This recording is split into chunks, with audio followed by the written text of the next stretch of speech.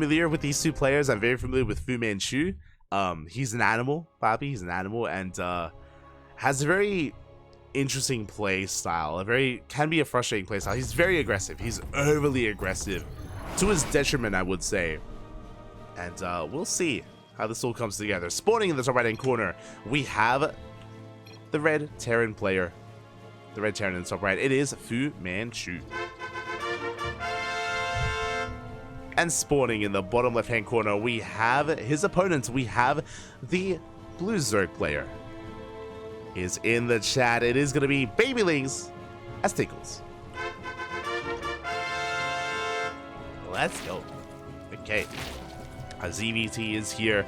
Again, we're going to be loading into one of the older maps. I would have loved to have seen a newer map, but you know, Alcyone is quite a solid map itself. Again, it's a little more macro oriented.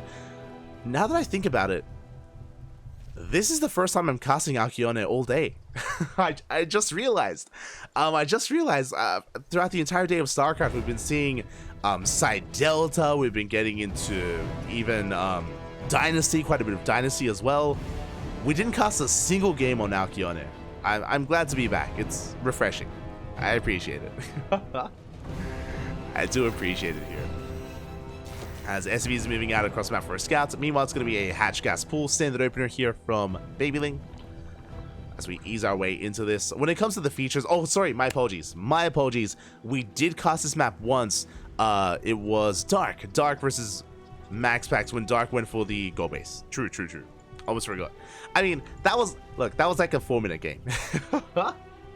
If you were here for it earlier, in the finals of ESL Open Cup Americas, Dark, he took this gold and went for a Link Flood, and it didn't work. It failed, and the game ended like 4 minutes in. So we barely casted Alcyone, barely. But one of the big features of this map, sure, there's a goal base that can come into play early on. You can try to rush into it. Otherwise, you can take this in a much more standard fashion as a 4th base, as a 3rd base, as a 5th base even, later on down the line, if the game goes on longer. And Alcyone is known for its longer games. Again, it's very well situated, very well defendable on a 3-base setup and even a 4-base setup because of these ramps, because of these points of elevation, and because it's quite difficult to actually harass and be aggressive on the right-hand side. The reason for this is because you have to mine through minerals or break through these rocks to actually gain access, and it's just, yeah, not as easy or not as fluid to actually rotate over there and harass those bases. So more often than not, we have a lot of late game on Alcyone. Oh my god! That was crazy! As Babyling with the Spore block, was that intentional? I mean, that must have been. I'm glad I panned back when I did as we cashed the Reaper and we shut it down. Papi. Oh my god.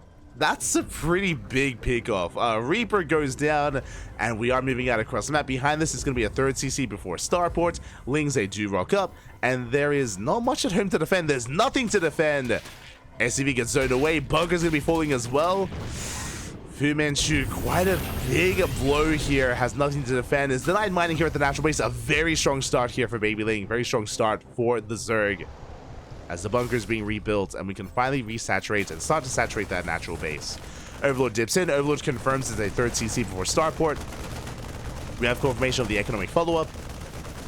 No add-on swap either. This is odd. That's also why I was a little bit confused as to why there was nothing here.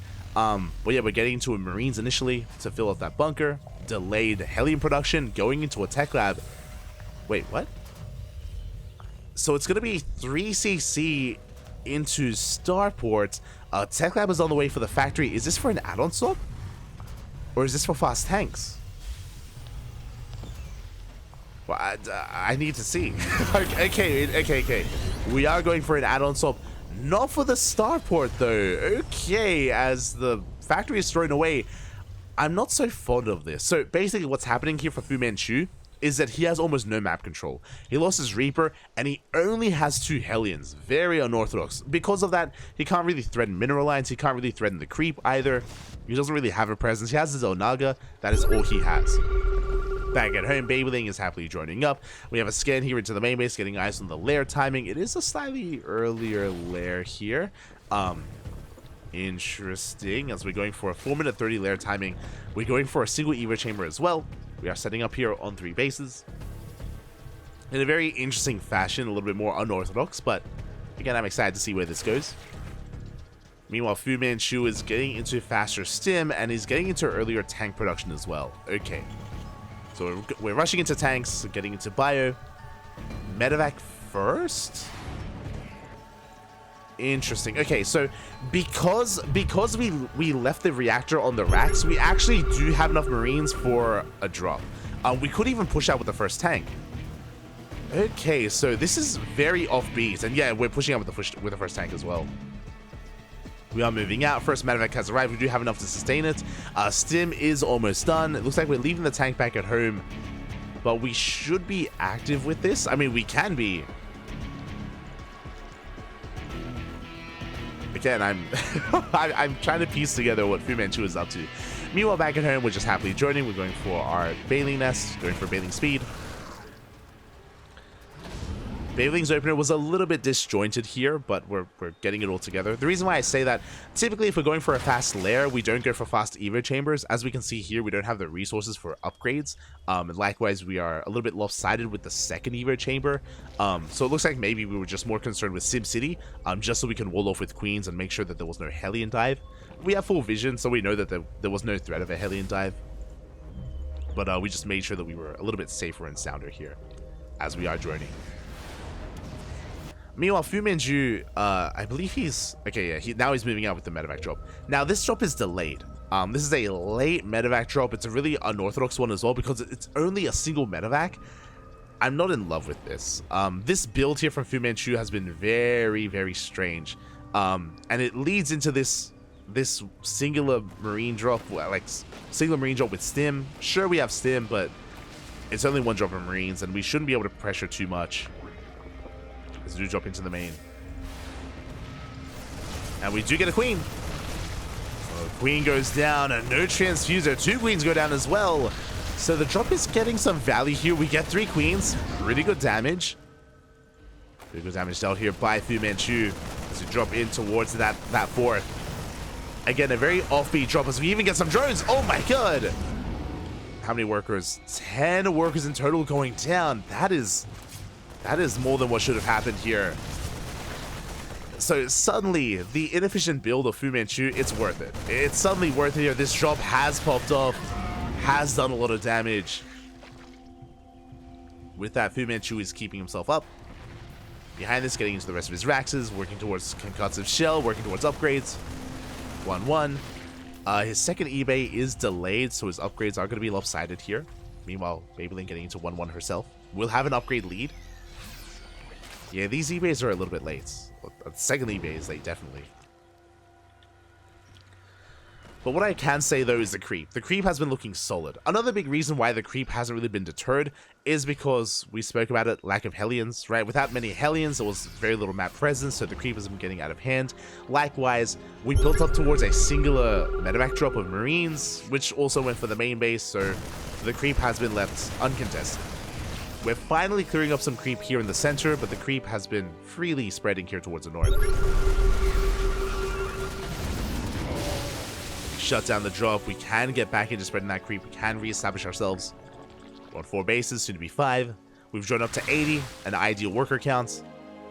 And now we can start teching. We can start working towards Hive Tech, towards Hydra Lurker Viper, or sorry, Ling Bane Hydra. I've been casting too much ZvP recently. Babyling does get eyes on the Zelnaga, does force it back. We have Blue Flame on the way? Okay. Blue Flame is in production. I guess? We don't even have any Hellions. We have like 2 Hellions. Wait, we're getting back into Hellion production? We are. We're throwing down a 2nd and a 3rd factory with a reactor as well. Hellions are on the way. Very interesting. Okay, an interesting way to support the army. Is gonna eat into marine production. Do you see Babyling attempting to harass? We spoke about this before, how secure you can be here on a 4-base setup, and you can see bunkers are finishing, depots are getting up and running. We have tanks as well. This is the power of Alcyone. This is why we get so much late game on this map, is we are quite secure, but the tanks are exposed. Yo, where are the Marines, where are the Marauders, where are the Hellbats even? Tanks are going to be going down. Very efficient trade here by Babyling. Baylings, they roll in. Crash into the bunker. Baylings from behind. Up. We're coming from behind as well, and even though we're being cleaned up, we did reset the tank count. Very worthwhile. Now that the tanks have gone down, now that the bunker has gone down, this position is that much less secure. So this could be leading to a second push. Likewise, Babyling, I mean, we're still on 80 workers. We can still just focus on rebuilding and remaxing on Ling Main Hydra. Infestation bit's now on the way. We could have thrown this down a little bit earlier, but it's on the way nonetheless. And because we reset the tank count, we're under no threat. FuManChu can't really push. He can go for drop play, yes, but he can't really threaten the base too much. Not without a backbone, not without tanks or Widow Mines. And FuManChu is getting into Widow Mine production.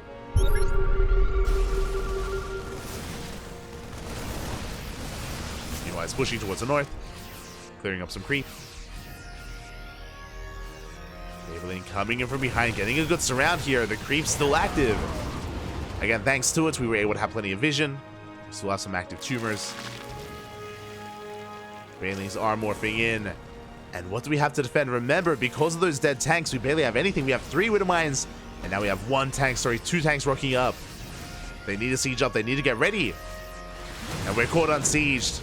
How good are the mines just going to be? Up, the mines. We had one half-decent connection. One connection is not good enough. We get on top of the tanks, we get caught on siege, and we get caught with our pants down. FuManChu not ready for this. We crash into the third, we crash into the natural, and there's almost nothing left.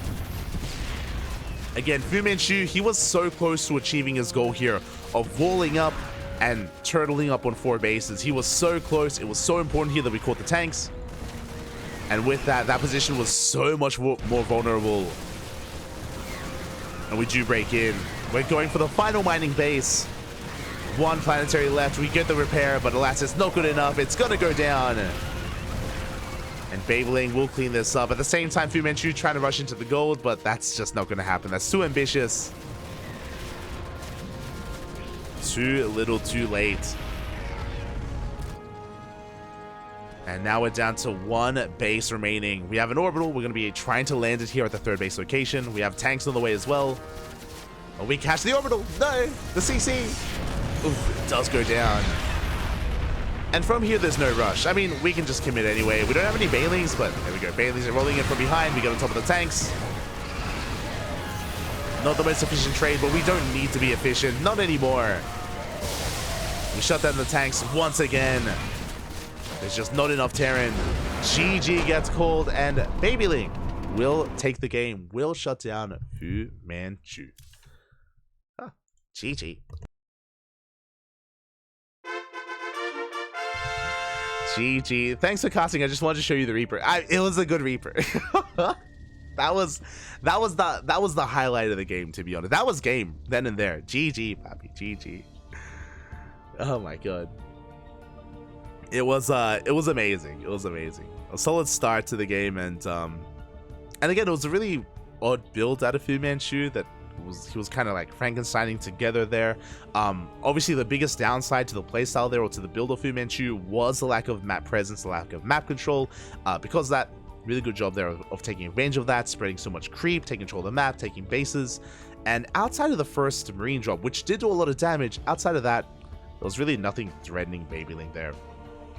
Likewise, able to identify all those exposed tanks, and basically when those tanks went down, that was game then and there. Like we just gained so much momentum from that moment. GG, well played, very well done. And with that, we have caught up with our viewer replays. We've caught up, Pappy. GG. Again, they were kind of banking up for a while, and I do apologize for that, but we have finally caught up, and hope you enjoyed. Hope you guys enjoyed yourselves. Again, a little bit less serious, a little bit less intense here. Just going over some viewer replays, and we try to do this whenever we can. You know, we allow the viewer replays to just build up and bank up over a couple of weeks, and then we just go in for a cast. It was a little bit scary. Fun fact, for those who don't know, replays from last patch are actually broken. the patch broke the replays, which is less than ideal. And I was concerned because there was some replays that got lost there. But Sounder, he was, you know, gracious enough to give us some fresh replays to make up for that. And yeah, we had the cast. We were able to pull off that cast. Hopefully they fix the replays. I don't know if they will. Like, there are so many replays from IM Katowice, from Masters Coliseum. There's so many replays out there that people still want to go over, and now we can't. Now we just can't go over the replays. So it is a bit of a feels bad, man. Thank you, Blizzard. Thank you for breaking replays.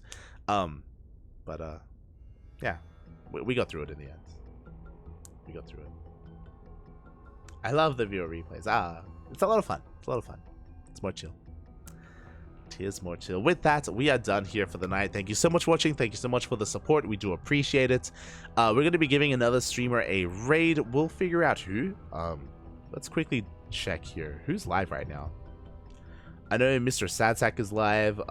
Reaper is live, but Reaper is playing Zero Space. I'm shaking my head. Who else? We have Big Gabe. Big Gabe, he has plenty of viewers. Is there anyone else that we can raid? We'll find. So I guess I could raid Mousy. Mousy. Could give a raid to our South African fellow caster, community caster. Yeah, we'll figure it out. With that, thank you so much for watching. Thanks so much for the support. If you want to redeem your own replays, you can do so via the chat. You can redeem a replay reward with your channel points, so you can do so there. Otherwise, thank you for watching. You can support us on Patreon. You can follow us on Twitter, Facebook, Instagram. We're on YouTube as well. All things Cranky Ducklings. Thank you so much for watching. Thank you so much for the support. Is FuManChu Quito? I believe not. I believe they're different people. I could be mistaken, but I'm pretty sure they are different players.